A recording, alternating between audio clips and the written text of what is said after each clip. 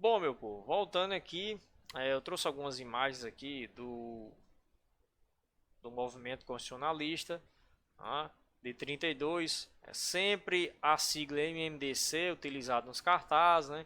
Aqui foto dos combatentes paulistas que lutaram contra o governo, aqui soldados paulistas entrincheirados. E olha só o que eu tenho aqui para mostrar a vocês. Um capacete real usado, né, na Revolução Constitucionalista de 1932. Então eu tenho aqui em casa essa relíquia histórica aqui, de um dos fatos mais marcantes da história nacional. Beleza? Real pertenceu a um soldado chamado José.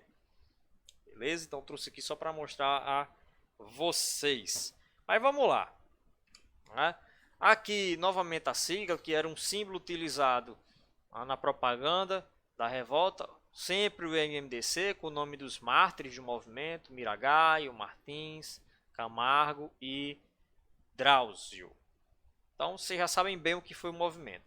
Os paulistas contra o governo de Vargas queriam a Constituição, e perderam na bala, mas a Constituição começa a ser escrita em 33 e em 34 ela fica pronta.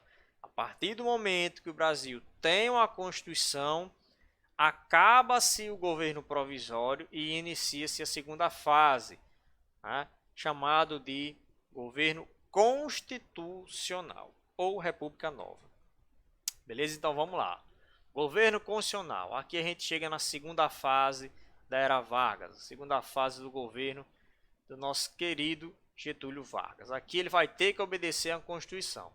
Como ele já era o presidente do Brasil, na época da Constituinte, eles decidiram que ele seguiria sendo o presidente, para não ter que fazer uma eleição às pressas. Então, Getúlio Vargas já está aí, deixe ele.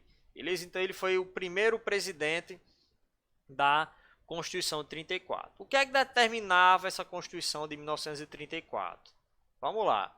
O voto agora era secreto, ou seja, as pessoas não viam em quem você votava, coisa que acontecia antes, né, na época da República Velha. O direito ao voto feminino agora será oficializado, o voto feminino, ok?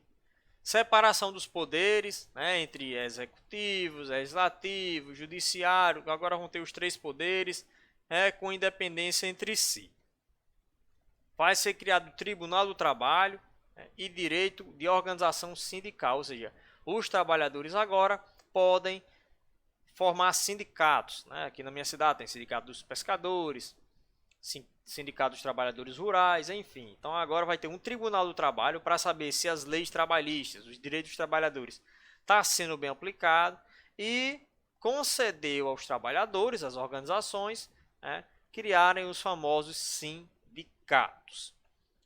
Possibilidade de nacionalização de empresas estrangeiras, ou seja, se o governo achar que é melhor pegar uma empresa americana, por exemplo, chinesa que está aqui no Brasil, e nacionalizar ela, ele vai fazer isso. Ou seja, tem um McDonald's aqui no Brasil.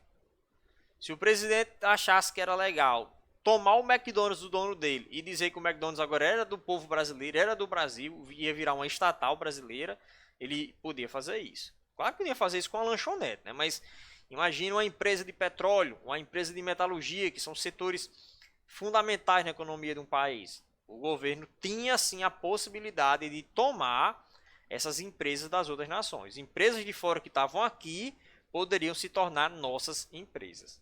Beleza? Estabelecimento do monopólio. Monopólio é controle, controle total. Do controle total do Estado, ou seja, do governo, sobre determinadas indústrias. Né? Que indústrias, Bruno? Principalmente do petróleo. Ok? Petróleo, metalurgia, mineração. Então, o que é que Vargas vai dizer? Petróleo, minério, isso aqui é tudo nosso. Vamos deixar nenhum país vir de fora e explorar, não. Nós vamos ter que tomar de conta das nossas riquezas naturais, ok? E minerais, beleza? Então, é isso. Então, ele intensificou a questão da soberania nacional. O petróleo é nosso, está no Brasil, então é nosso, não é de nenhum outro país. Ok? Criação da justiça eleitoral, né, para ver se as eleições estão correndo tudo bem, sem fraudes. né? A militar, justiça militar, botar moral nos militares. As eleições são diretas, ok? Ou seja, o povo participa, não é mais o Congresso que escolhe prefeito, presidente, nem nada, não. É o povo. A eleição direta quer dizer que é o povo que participa. E o voto era secreto, né? Como eu já tinha falado aqui no início. Bom, durante o governo constitucional de Vargas, pessoal, já tinha surgido aí no Brasil, desde 1922, um movimento comunista. Em 1922 surgiu o Partido Comunista Brasileiro, né? Trouxe as ideias anarquistas e comunistas, vieram da Europa para cá, entraram nos sindicatos e se espalhou no meio dos trabalhadores, né? Principalmente dos metalúrgicos, pessoal que vivia nas cidades. E aí os comunistas resolveram se organizar para dar um golpe em Vargas e transformar o Brasil em uma nação comunista. Assim como aconteceu na União Soviética, na Revolução Russa, né? Transformar a Rússia do czarismo para uma nação socialista. Então, os comunistas eles vão se organizar em todo o Brasil para tentar derrubar o governo, derrubar o presidente Getúlio Vargas e transformar o Brasil em uma nação comunista. Isso vai acontecer em 1935, ok? Esse evento, que é essa tentativa de transformar o Brasil em uma nação comunista, é chamado de Intentona Comunista. Prestem atenção. A Intentona Comunista foi uma tentativa de transformar o Brasil em uma nação comunista. Só que ela deu tudo errado, pessoal. Ela deu bastante errado. Por quê? Antes mesmo dela começar a acontecer, o governo Vargas já tinha identificado, já tinha descoberto várias partes do plano, já tinha prendido vários dos seus participantes. Naquela época não tinha celular na internet para eles se comunicar de maneira rápida, era tudo através de cartas e enfim. Então, o movimento começou meio desorganizado. Tanto que em algumas cidades ele nem aconteceu, o pessoal desistiu, outros foram presos antes de começar a revolta, mas em alguns estados, inclusive o nosso, o Rio Grande do Norte, o movimento aqui foi bem arrochado, né? No resto do Brasil não deu certo, mas a notícia não chegou que não tinha dado certo aqui em Natal, e lá em Natal os comunistas ficaram trocando bala mesmo com as tropas do governo, ok? Então vai acontecer principalmente em Natal, Recife e Rio de Janeiro, mas em Natal vai durar, viu? Em Natal vai ser uma das maiores trocas de tiro, porque os comunistas lá, eles não vão saber que o resto desistiu ou estavam presos e vão com tudo, ok? Então, o objetivo, tomar o poder, mas foi sufocado pelo governo. Tem um filme que retrata muito bem, pessoal, essa passagem aqui. O nome do filme é simples, é Olga. Pois, se tiverem um tempinho aí, quiserem relaxar a mente assistindo um filme que vai agregar conhecimento a vocês para uma prova, é só assistir, né? Olga. É um filmaço, ok? Recomendo. Então, eles vão criar a Aliança Nacional Libertadora, né? A ANL, era o grupo dos comunistas do Brasil, defendia as ideias comunistas e suas propostas iam além daquelas defendidas pelo PCB, que era o Partido Comunista do Brasil. O que é que a ANL defendia? O não pagamento da dívida externa, o Brasil tinha dívida externa, eles vão dizer que não tem para que o Brasil pagar. Nacionalização das empresas estrangeiras, tudo que é empresa estrangeira estava aqui vai ser nacionalizado. Combater o fascismo. O fascismo era o regime de Hitler, o regime de Mussolini, onde o Estado controla tudo. E também promover dentro do Brasil a reforma agrária, ou seja, dividir as terras de maneira igualitária para a população. A ação foi planejada dentro dos quartéis, né? Muitos militares eram comunistas e aí eles quiseram fazer parte do movimento da ANL. Deram início às rebeliões. Imaginava-se que depois a revolta ganharia o apoio popular, mas não aconteceu. Quando o povo viu os comunistas lá, vamos virar comunista, o povo, né? Tá, você é doido, sei nem o que é isso. E aí, como eles não tiveram apoio popular, o movimento foi um verdadeiro fracasso, ok? A principal falha dos revolucionários foi com relação à organização. Já comentei isso. As revoltas se deram em datas diferentes, o que facilitou as ações do governo para dominar a situação e frustrar o movimento. Como eu falei, a comunicação naquele período era muito complicada. Não tinha como avisar amanhã todo mundo, né? Uma carta, um aviso para sair do Nordeste até São Paulo era muito complicado. Então, o movimento ele não começou de maneira uniforme, né? A agência de inteligência aqui do governo Vargas era investigando, grampeando telefones e tudo mais, e aí conseguiram pegar basicamente todos, né? Aqui a gente tem a foto do principal líder do movimento, é o nosso querido Luiz Carlos Prestes, esposo de Olga Benário, que dá origem ao filme, ok? Aqui são um jornal da época a respeito da revolução aqui no Rio Grande do Norte. Dos 41 municípios existentes na época, 17 foram tomados pelos comunistas, né? Mas em Natal a guerra foi até um pouco mais acirrada. Eles invadiam as prefeituras, os prefeitos iam embora e diziam, tomamos essa cidade. Era assim que acontecia. Lá em Natal, eles se esconderam na antiga casa do estudante. Eles esconderam dentro desse prédio aqui, né, os comunistas, e de lá ficaram trocando tiros com a polícia. Olhe o estado do prédio de bala, pessoal. O prédio ficou todo cravejado de bala depois da batalha entre os comunistas e a polícia, né, que estava defendendo o Brasil dessa tentativa da esquerda, né? Comunismo, esquerda, então é a palavra que a gente usa aí. Então, nesse momento aqui, Vargas ele era odiado pela esquerda, ok? A esquerda tentou derrubar ele, os comunistas tentaram derrubar Vargas do seu governo. Então existia essa ideia aí. Aqui mais manchetes de jornal daquele período. Rebentou o movimento militar extremista em Maceió. Preso o capitão Agildo Barata, que era um capitão participando da NL. Os rebeldes dominaram a capital potiguar, ou seja, Natal, cujo governo se transferiu para Macaíba. O governador do estado e o prefeito de Natal correram para Macaíba para não ficar em Natal, para não com medo, preservar até suas próprias vidas. Enfim, depois vocês dão uma pausazinha e observam melhor aqui as manchetes daquele período. Então vamos lá. Depois disso, pessoal, o que é que Vargas vai fazer? O mandato, prestem bem atenção, o mandato presidencial era de 4 anos. A Constituição de 34 determinou que o mandato presidencial era de 4 anos. Ou seja, Vargas entrou em 34, ele tem que sair em 38. Beleza?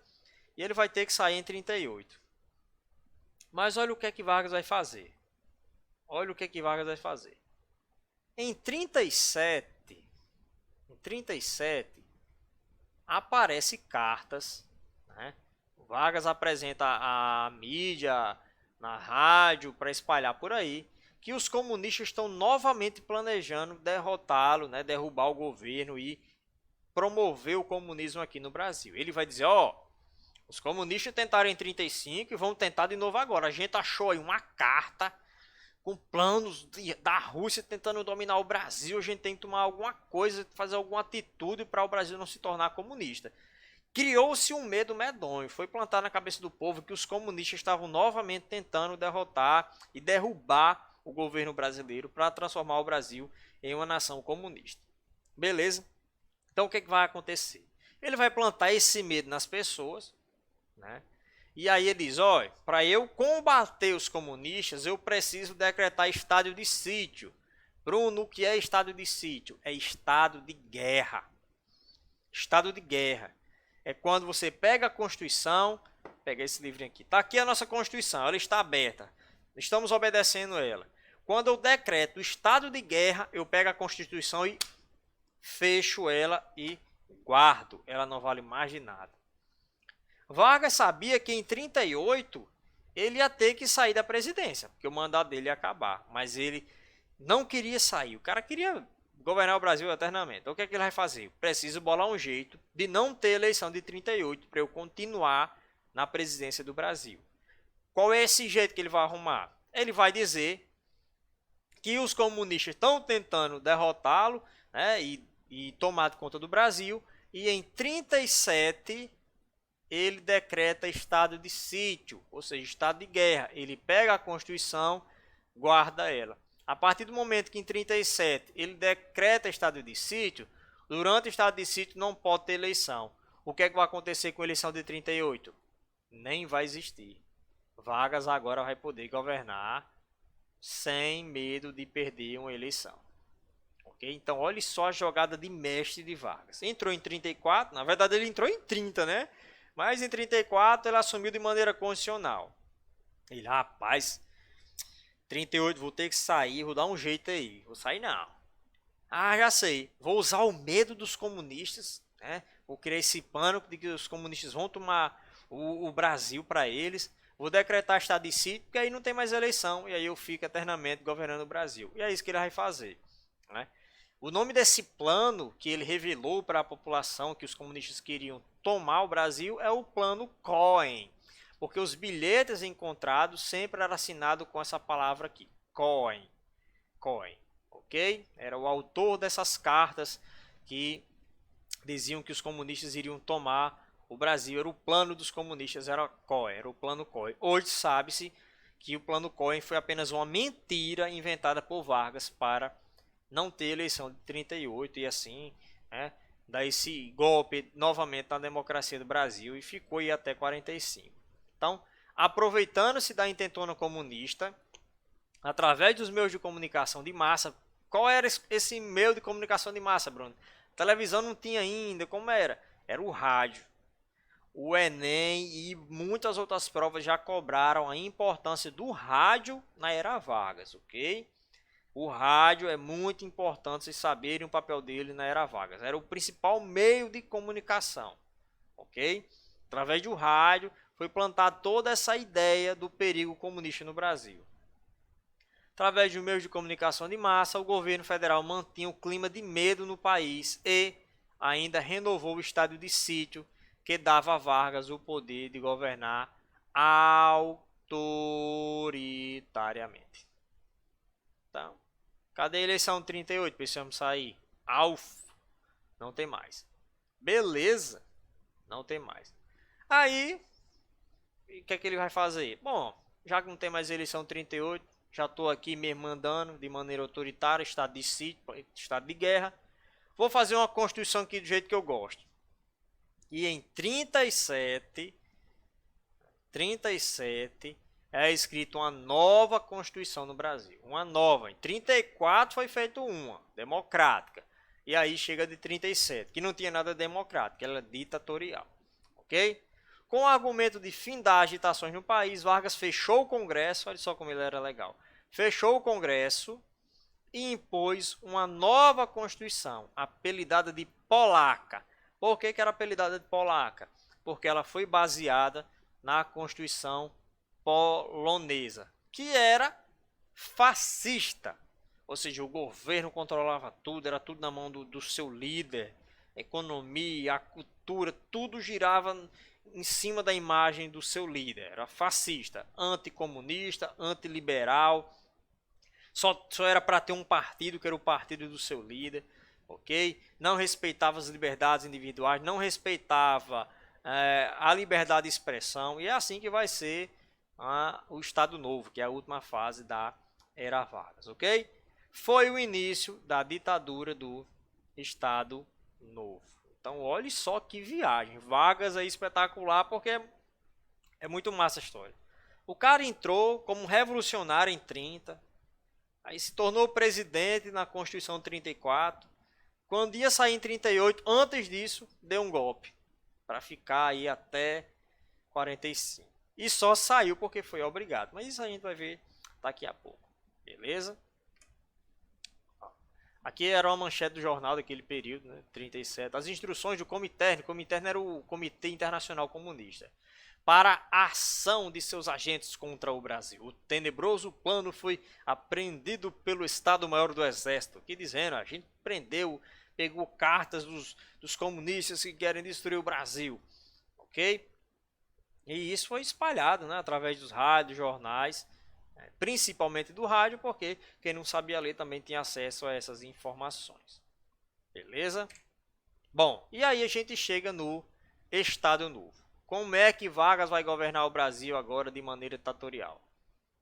Ele vai fechar o AIB, que era um outro partido, que era o partido da direita. A ANL era o partido da esquerda, né? A Aliança Nacional Libertadora era a esquerda. O AIB era o partido da direita aqui no Brasil, né? Era a Aliança Integralista Brasileira, né? Eles admiravam Hitler, Mussolini, tinham algumas aspirações fascistas, ok? E o que é que ele vai fazer? Ele vai fechar. Ou seja, Vargas vai fazer raiva à esquerda e agora está fazendo raiva à direita. A direita do Brasil nesse período era a AIB. Com raiva dele, né, se em 35 teve a intentona comunista, em 37 vai ter a intentona integralista. Nem a direita mais aguentava Vargas. É uma era, missão de perseguir só os comunistas, tá perseguindo até os capitalistas. Enfim, os caras vão invadir o Palácio Guanabara na tentativa de derrubar o governo, mas foi facilmente reprimido em maio de 38, ok? E aí o que ele vai fazer para acabar a confusão? Ele diz que não é para ter mais partido político no Brasil. Isso aqui é a principal marca de uma ditadura. Extinção dos partidos políticos. Não existe mais partido político porque só tem o do seu líder, ok? Vai criar o DASP, Departamento de Administração do Serviço Público, né? Que centralizava, ou seja, tudo partia da mão de Vargas, a administração pública. O DIP, Departamento de Imprensa e Propaganda. Você acha que o nome é bonitinho? Nossa, Departamento de Imprensa e Propaganda, que legal. Pessoal, a principal função do DIP era essa daqui de baixo, ó. Censurar os meios de comunicação. Tem um jornal falando mal de Vargas, vai lá e fecha. Tem um jornalista, tem um radialista criticando Vargas, vai lá e prende. Era assim que acontecia, ok? Toda a mídia brasileira daquele período foi controlada por Vargas, foi censurada para que ninguém falasse mal dele, para ele sempre manter sua imagem de bom moço, ok? Então o Departamento de Imprensa e Propaganda, o DIP, era responsável pela divulgação das propagandas favoráveis ao Estado Novo, ok? Como, pelo exemplo, A Hora do Brasil. Eu acho que vocês já viram falar que existe um programa de rádio todas as 6 horas, né? Até hoje existe A Hora do Brasil. Até hoje esse programa aqui existe, ele surgiu na época do Estado Novo para ficar falando bem do governo de Vargas, beleza? Nunca deixou de existir A Hora do Brasil, que hoje é um programa meramente informativo. Vamos lá. O Estado Novo foi marcado por avanços nas políticas sociais e econômicas. Que avanços foram esses, Bruno? Vamos lá. A produção cafeira foi substituída pela produção industrial. Crescimento da população urbana, né? Já que agora o café não era o que mais atraía, mas sim as indústrias. Então, quanto mais indústria, mais gente nas cidades, porque as indústrias ficam na cidade, não no campo. Investimento das indústrias de base, metalurgia, mineração, aço, ferro. Consolidação das leis trabalhistas, a famosa CLT, né, que até hoje existe aqui no Brasil. Quem tem carteira assinada no Brasil é regido pela CLT, pela Consolidação das Leis Trabalhistas. É aqui que vai dizer, ó, vocês têm leis, 13º, férias remuneradas e tudo mais. Então, o que é que institui isso? A CLT. E para você ter esses direitos, você tem que ter carteira assinada. Beleza? Tá aqui a minha. Auge do populismo, ou seja, de fazer coisas para o povão, e junção do Estado com organizações populares, como os sindicatos. O que é que vai acontecer aqui? Vargas, ele era engraçado. Ele vai dizer, ó, todo lado do povo, viu? Todo lado do povo, cria as leis trabalhistas, Pode fazer sindicato, viu? Pode fazer sindicato. Ei, mas não pode fazer greve não, viu? Ei, ó, seu sindicato, eu tô lá dentro. Tem alguém meu lá olhando todos os sindicatos. Os sindicatos, pessoal, eram controlados. Os sindicatos só podiam reivindicar ou fazer alguma manifestação se Vargas deixasse. Era um sindicalismo atrelado ao governo. Ou seja, ele deixa ter o sindicato, mas não deixa o sindicato ter autonomia, fazer o que quisesse. Beleza? Vai criar aí a carteira de trabalho, né? A justiça do trabalho, a estabilidade do emprego após o 10º ano de trabalho. Então, você trabalhou 10 anos num canto, num prédio público, trabalhei 10 anos na secretaria disso, trabalhei 10 anos na biblioteca tal. Você não pode ser mais demitido. Depois de 10 anos trabalhando, não pode mais ser demitido. Ok? criação do Ministério da Aeronáutica, né, que até então nós só tínhamos Exército e Marinha, criação do Conselho Nacional do Petróleo, que depois vai se transformar na Petrobras, que existe até hoje. Companhia Siderúrgica Nacional, a Companhia Vale do Rio Doce, né, que foi vendida há alguns anos atrás, graças a Deus. A Companhia Hidrelétrica do São Francisco, né, a Chesp, para aproveitar a força do Rio São Francisco para gerar energia. E a Fábrica Nacional de Motores, para produzir inicialmente motores de avião. Então, os primeiros aviãozinhos aí da aeronáutica. Beleza? Daqui a pouco a gente volta com a nossa próxima parte.